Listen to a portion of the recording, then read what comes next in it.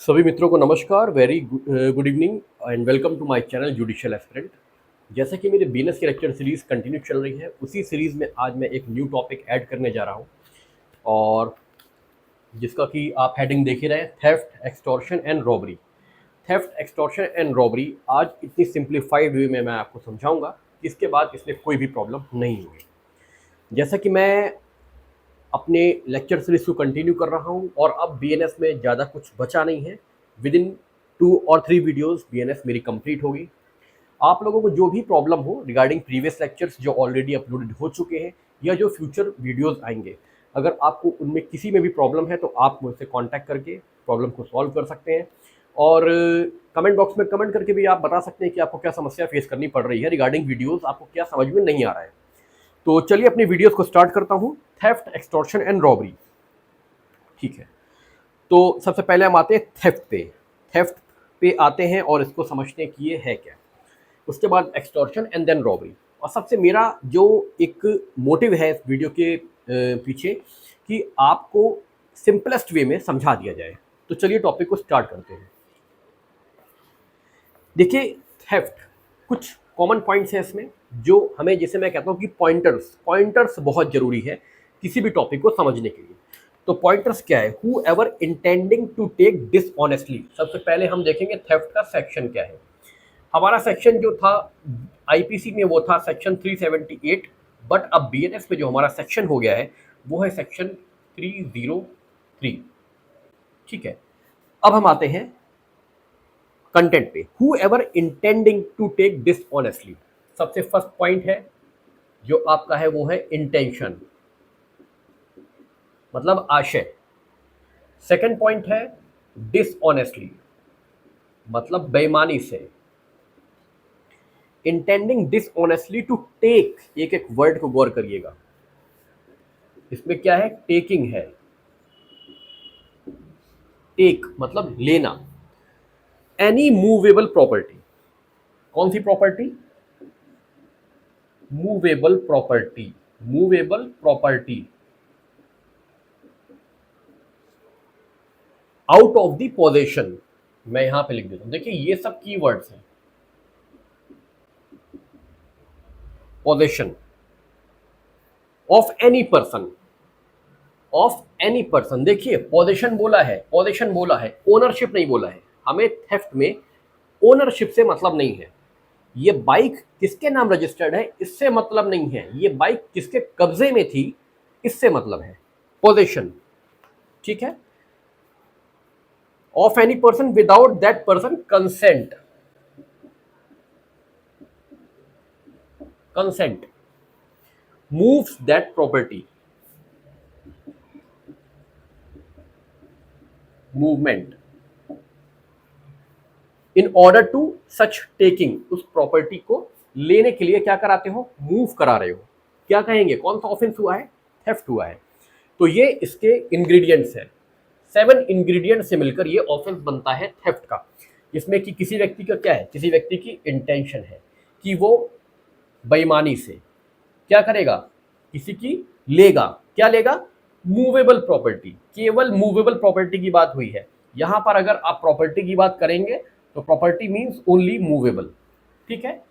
Possession, possession मतलब किसी के कब्जे में वो प्रॉपर्टी थी।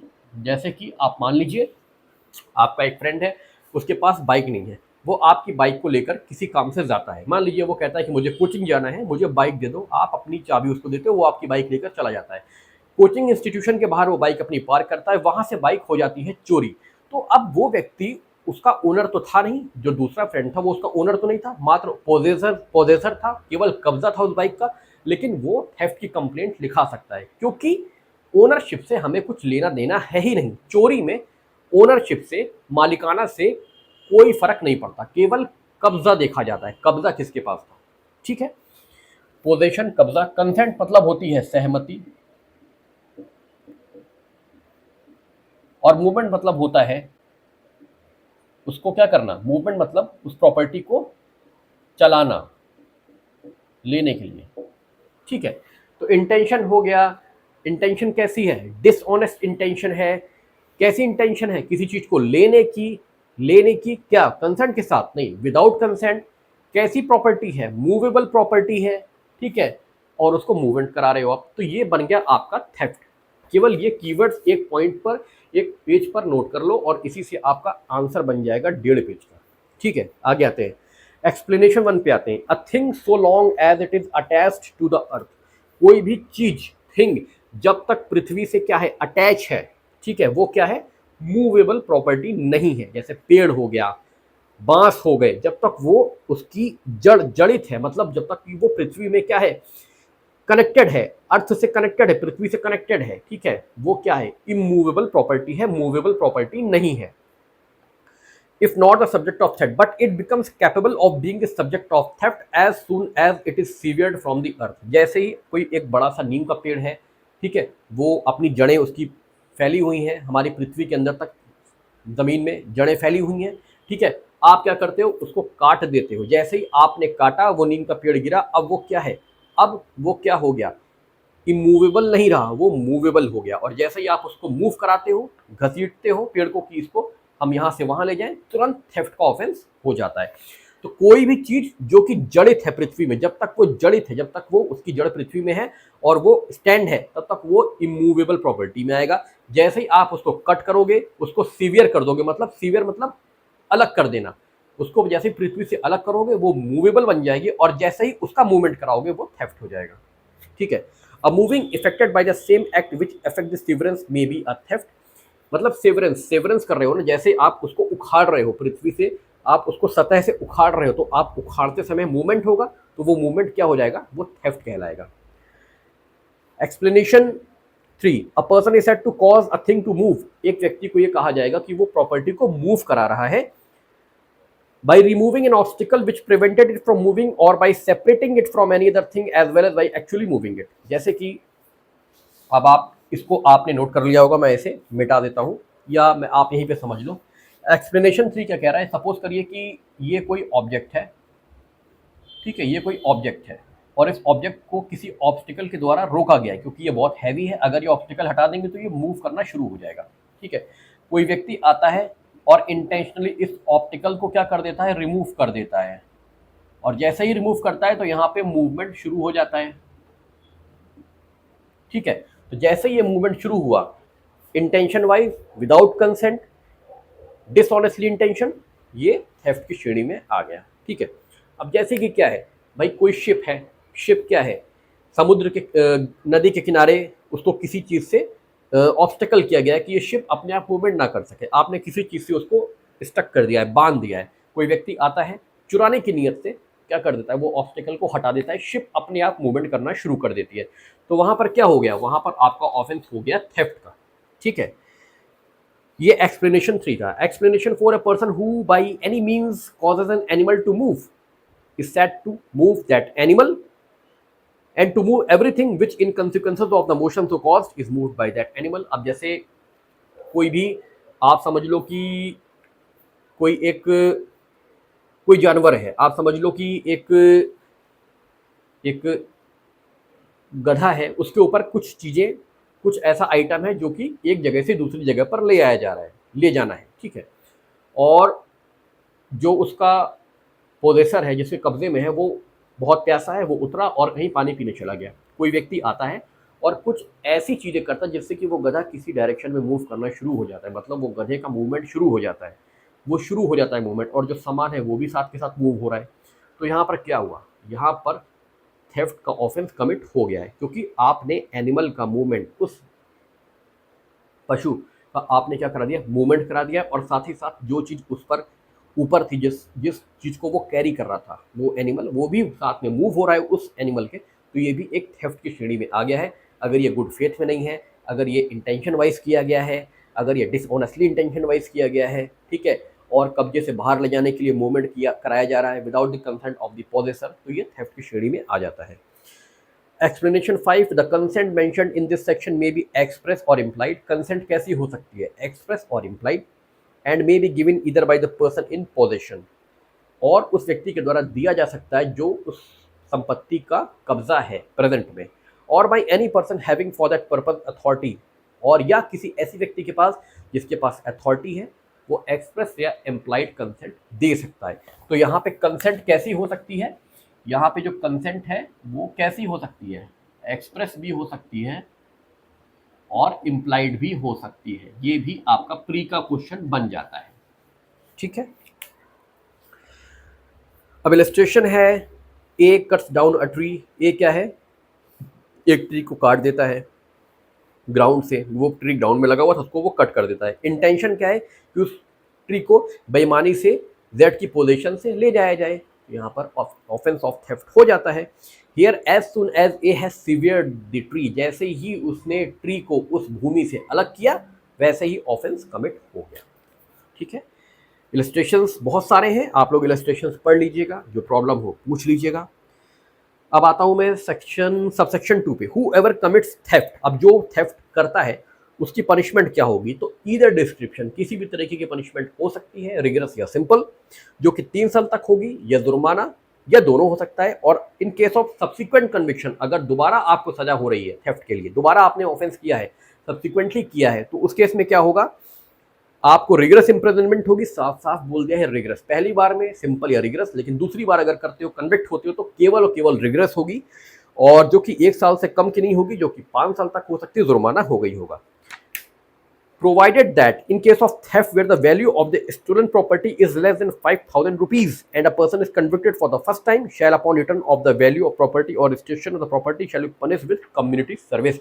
देखिए, ये नया एक पॉइंट इसमें आया है, समझने वाली बात है। क्या बोल रहे हैं कि अगर प्रॉपर्टी की वैल्यू, अगर वैल्यू ऑफ प्रॉपर्टी क्या है, वैल्यू प्रॉपर्टी 5,000 से कम की है, और जो पर्सन कन्विक्ट हुआ है पहली बार, उसने क्या कर दिया है, उस प्रॉपर्टी की वैल्यू को रिटर्न कर दिया है, या सामान को लौटा दिया है, रिस्टोर हो गया है, सामान मिल गया है, तो उसको कम्युनिटी सर्विस के तौर पे पनिश किया जाएगा।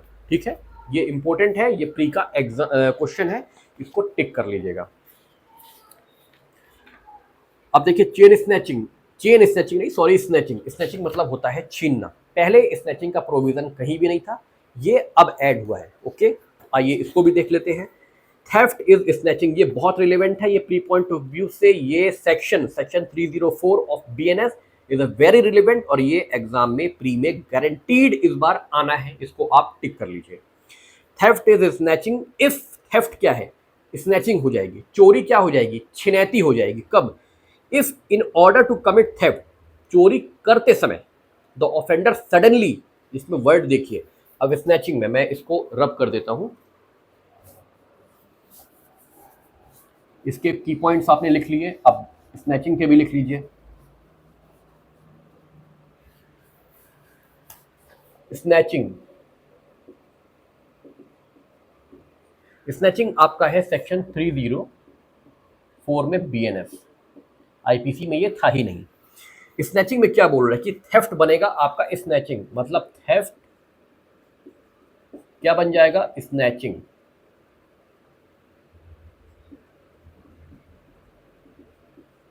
कब बनेगा, जब थेफ्ट करते समय ऑफेंडर क्या करे, दो वर्ड्स बहुत रिलेवेंट है, सडनली और क्विकली। सडनली और क्विकली और फोर्सिबली क्या करता है, सीज कर लेता है, जब्त कर लेता है, सिक्योर कर लेता है, सुरक्षित रख लेता है, या ग्रैब कर लेता है, छीन लेता है। ठीक है, क्या है, क्या कर लेता है आपका, suddenly, quickly, seizes, secures, grab और ठीक है। देखिए, ये सब कीवर्ड्स है, suddenly, quickly, forcibly, seizes, secure, grabs. Theft बनेगा स्नैचिंग, थेफ्ट करते समय जब इस तरीके के चीजें सामने आएंगी तो उसे हम स्नैचिंग का रूप मानेंगे। Take away from any person और from his possession any movable property. चोरी भी केवल किसकी होती थी, थेफ्ट भी केवल किसका होता था, थेफ्ट भी केवल आपका होता था मूवेबल प्रॉपर्टी का, स्नैचिंग भी केवल मूवेबल प्रॉपर्टी की होगी। सडनली कोई करेगा, क्विकली कोई करेगा, ठीक है, suddenly, quickly and forcibly, power के साथ क्या करेगा, सीज कर लेगा, जब्त कर लेगा, ग्रैब छीन लेगा, सिक्योर सुरक्षित रख लेगा, कोई मूवेबल प्रॉपर्टी, कोई भी मूवेबल प्रॉपर्टी किसी से भी, ठीक है, चोरी करते समय अगर वो ऐसा कर रहा है तो माना जाएगा कि उसने स्नैचिंग करी है। अब स्नैचिंग जो भी करता है उसको इम्प्रिजनमेंट ऑफ ईदर डिस्क्रिप्शन, मतलब या तो रिगरस या सिंपल, किसी भी पनिशमेंट से उसको हम पनिश कर सकते हैं। 3 साल तक की सजा होगी और जुर्माना तो होगा ही होगा, ठीक है। तो ये मेरा हो गया थेफ्ट। अब आते हैं आपका एक्सटॉर्शन पे, सेक्शन 308। एक्सटॉर्शन क्या होता है? अब देखिए, एक्सटॉर्शन और थेफ्ट मिलाकर क्या बन जाता है? रॉबरी। अभी आगे भी आएंगे।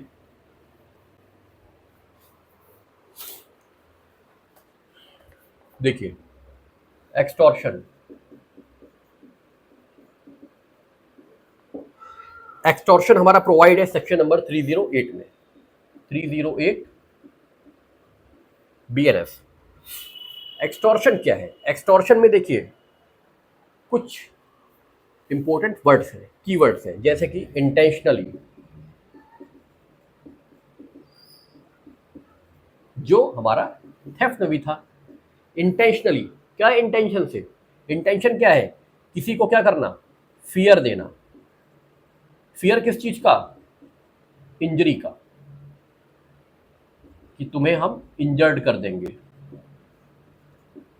ये इसके कीवर्ड्स है। इंटेंशनली क्या देना? फियर देना। किसका? इंजरी का। फियर देके करना क्या चाहते हो? डिलीवरी। किसकी? प्रॉपर्टी की, ठीक है। और ये फियर किसको दे रहे हो? टू विक्टिम और एनी पर्सन टू whom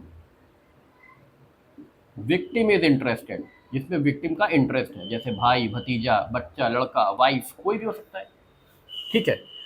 तो इंटेंशनली वो क्या दे रहा है? किसी व्यक्ति को क्या दे रहा है? एक डर दिखा रहा है। डर किस चीज का? कि तुमको हम क्या कर देंगे? तुमको हम चोट पहुंचा देंगे। चोट तुमको या तुम्हारे किसी नियरेस्ट डियरेस्ट को, ठीक है। किस चीज के लिए? डिलीवरी। प्रॉपर्टी कैसी यहां पे होगी? प्रॉपर्टी यहां पे दोनों हो सकती है, मूवेबल और इमूवेबल। थेफ्ट में कैसी थी? केवल मूवेबल। एक्सटॉर्शन में क्या हो सकती है? दोनों हो सकती है। यहां पे डिलीवरी है, वर्ड पे ध्यान दीजिएगा, यहां पे क्या है? डिलीवरी है। थेफ्ट में क्या था? टेकिंग था। थेफ्ट में क्या था? वो प्रॉपर्टी ले रहा था कब्जे से बाहर। यहां पर आप दे रहे हो। दे कैसे रहे हो? आप यहां पे दे रहे हो, किस कारण से दे रहे हो? इस डर की वजह से दे रहे हो। डर किस चीज का? चोट का। और डिलीवरी यहां पे कैसी होगी? विद और विदाउट कंसेंट। उसमें क्या था? Without consent. यहां पे विद और विदाउट कंसेंट प्रॉपर्टी की डिलीवरी हो रही है। कंसेंट के साथ भी हो सकती है, कंसेंट के बिना भी हो सकती है डिलीवरी, ठीक है। तो कंसेंट कैसी है? विद और विदाउट। मैं दूसरे कलर से इसको कर देता हूं हाईलाइट। विद और विदाउट कंसेंट, ठीक है। प्रॉपर्टी मूवेबल और इमूवेबल दोनों हो सकती है, ठीक है। डर दिखाकर, किसका? चोट का डर दिखाकर आप यहां प्रॉपर्टी को क्या करवा रहे हो? डिलीवर करवा रहे हो। विक्टिम डिलीवर करे, विक्टिम को आप चोट पहुंचाने का डर दिखा रहे हो, या किसी अन्य व्यक्ति को जो विक्टिम जिसमें अपना इंटरेस्ट रखता है, ठीक है। तो जब ऐसा ऑफेंस कमिट हो जाता है तो उसे हम कहते हैं क्या है? कि एक्सटॉर्शन हो गया, ठीक है। सॉरी। तो ये एक्सटॉर्शन है। अब देखिए, आते हैं हम एक्सटॉर्शन में इतना ही था, आगे पढ़ लेते हैं। एक्सटॉर्शन में और कुछ दिया हुआ है। whoever intentionally, मैंने इंटेंशनली यहां पे आपको लिखा दिया, intentionally, whoever intentionally puts any person fear of injury to that person or to any other, dishonestly induces। क्या है? dishonestly induces। यहां पे एक चीज और वर्ड लिख लो, dishonestly induces। 5th point, dishonestly induces। Induces मतलब क्या है? प्रेरित करना, बेईमानी से क्या करना? उसको प्रेरित करना कि तुम संपत्ति दो इसको, आप प्रॉपर्टी इसको दीजिए, ठीक है। तो dishonestly induces the delivery of property, ठीक है। डिसऑनेस्टली इंड्यूसेस, ठीक है, the person so put in fear, जिसको आपने फियर में रखा है कि वो क्या करे, प्रॉपर्टी की डिलीवरी करवाए, ठीक है, पर्सन, और क्या डिलीवरी करवाए, पर्सन विद एनी प्रॉपर्टी और वैल्यूएबल सिक्योरिटी। वैल्यूएबल सिक्योरिटी क्या होता है, चेक होता है, डिमांड ड्राफ्ट होता है, जो कि मनी में चेंज हो जाए उसे कहते हैं वैल्यूएबल सिक्योरिटी। वो डॉक्यूमेंट जो कि मॉनेटरी वैल्यू में चेंज हो जाए उसे कहते हैं वैल्यूएबल सिक्योरिटी, ठीक है।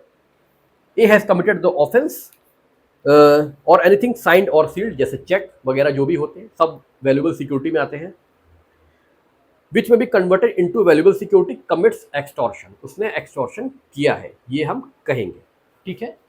तो ये हमारा एक्सटॉर्शन है। सिंपल सी बात है, किसी व्यक्ति को, कोई व्यक्ति क्या है, बेईमानी की इंटेंशन है उसकी, और वो उस बेईमानी की इंटेंशन से किसी व्यक्ति को डर दिखा के, किस व्यक्ति, डर कैसा, किसी को डर दिखा के कि तुम्हें हम चोट दे सकते हैं, ठीक है, उस व्यक्ति को या किसी और व्यक्ति को जिसमें पहला व्यक्ति इंटरेस्ट रखता है, और ऐसा चोट डर दिखाने के बाद वो उसको क्या करता है, बेईमानी से प्रेरित करता है कि तुम इस प्रॉपर्टी को डिलीवर कर दो, जिसको मैं कहूं उसको डिलीवर कर दो, या तो मुझे या किसी और को डिलीवर कर दो, ठीक है। अगर ऐसा होता है तो वो एक्सटॉर्शन बन जाएगा, ठीक है। की पॉइंट्स इसके मैंने बता दिए हैं। इंटेंशनली फियर देता है इंजरी का, फियर देता है इंजरी का, और उस फियर को देकर वो क्या करवाता है, डिलीवरी करवाता है प्रॉपर्टी का। प्रॉपर्टी कैसी हो सकती है, मूवेबल, इमूवेबल दोनों हो सकती है। जो डिलीवरी होगी वो विद या विदाउट कंसेंट हो सकती है। डिसऑनेस्टली इंड्यूस करके वो ऐसी प्रॉपर्टी की डिलीवरी करवाता है विक्टिम को या किसी और व्यक्ति को डर दिखा के, ठीक है। तो ये हमारा एक्सटॉर्शन हो गया। अब आते हैं हम रॉबरी पे। मैं इसका और विस्तृत वीडियो भी साथ में लेके आऊंगा। अभी मैं आपको केवल आपका जो एक कॉन्सेप्ट है वो क्लियर हो जाए कि एक्सटॉर्शन, रॉबरी, थेफ्ट क्या है, और रॉबरी में एक्सटॉर्शन कब रॉबरी बनेगा, थेफ्ट कब रॉबरी बनेगा। तो आइए उसे देख लेते हैं। अब बात करते हैं रॉबरी की।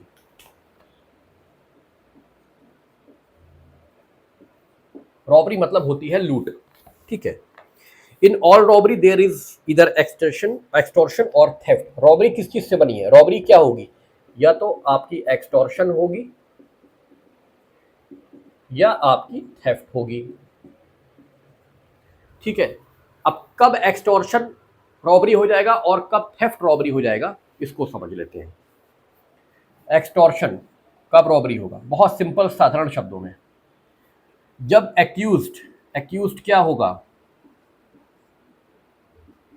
प्रेजेंट होगा, किसके सामने, विक्टिम के सामने,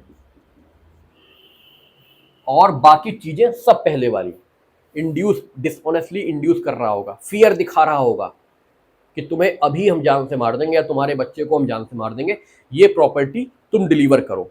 प्रॉपर्टी कैसी होगी, वैल्यूएबल, मूवेबल, इमूवेबल प्रॉपर्टी होगी। अगर एक्यूज्ड, इसमें क्या है, एक्सटॉर्शन रॉबरी तब बन जाएगा जब एक्यूज्ड प्रेजेंट होगा, किसके सामने, विक्टिम के सामने। एक्यूज्ड प्रेजेंट होगा विक्टिम के सामने, और बाकी चीजें पूरी सेम जो एक्सटॉर्शन में अभी पढ़ाई है, तब ये हो जाएगा क्या, एक्सटॉर्शन रॉबरी बन जाएगा, ठीक है। थेफ्ट कब रॉबरी बनेगा, थेफ्ट कब रॉबरी बनेगा, अब ये देख लीजिए, जब थेफ्ट करते समय, जब चोरी करते समय, या बहुत सरल शब्दों में चोरी का सामान ले जाते समय,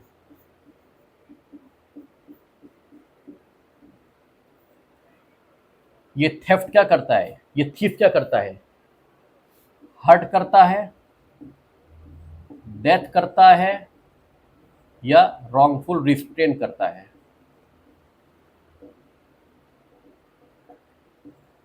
या इंस्टेंट हर्ट,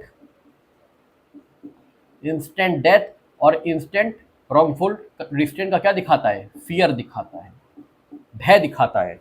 अगर ऐसा वो करता है चोरी करने के दौरान, या चोरी किए हुए सामान को ले जाते समय, अगर वो ऐसा करता है तो हम उसे कहेंगे कि उसने क्या किया है, रॉबरी की है।